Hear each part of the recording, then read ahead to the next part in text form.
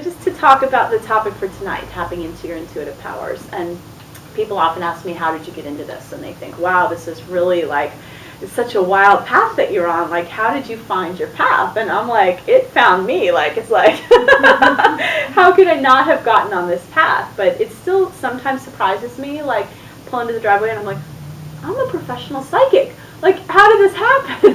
When I was a teenager, it started out like writing the validity of ESP and my science report, and then reading astrology books and tarot, reading the tarot cards, and just developing a fascination with metaphysics. And when I was 18 in college, I found a Far Eastern religions class, so I studied meditation and I practiced Tai Chi, and then from there on out, I've been meditating. So I just started taking classes, and 10 years later, I had continued with my spiritual and psychic training through clairvoyant studies, being able to see with the third eye, see mental image pictures, do spiritual and energy healing, trans-medium training, apprenticeship with the spiritual healer, and all this. Since 2004, I've been working mostly based out of LA and doing readings by phone and by Skype, and teaching workshops, and it's a blast, and it's a lot of fun. For me, it's really about balance. It's really about like using this in practical ways so that you feel good. Like, it's not about just being supernatural and just like getting out the crystal ball and going like,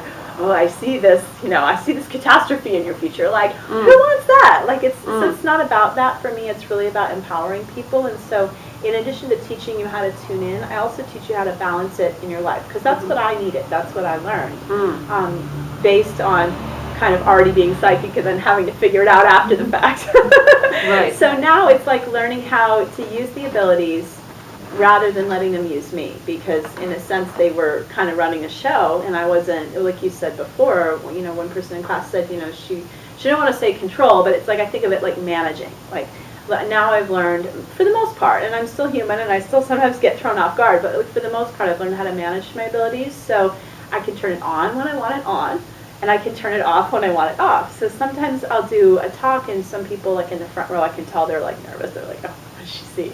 And I'm like, no, it's like going into Circuit City and watching all the TVs at once. Like, there's no way I would want to do that. Like, it'd be exhausting. Like, I have my own life, so I'm not like reading everybody all day long. And even my close people in my life, like, I consciously pull what a friend of mine, a fellow intuitive, she said, regularly pull your tracking devices out of your partner. Like, don't keep track, because it's just so freeing for me. Like, let alone for him, but for me, it's like, wow, and then when you need the ability, you can turn it on.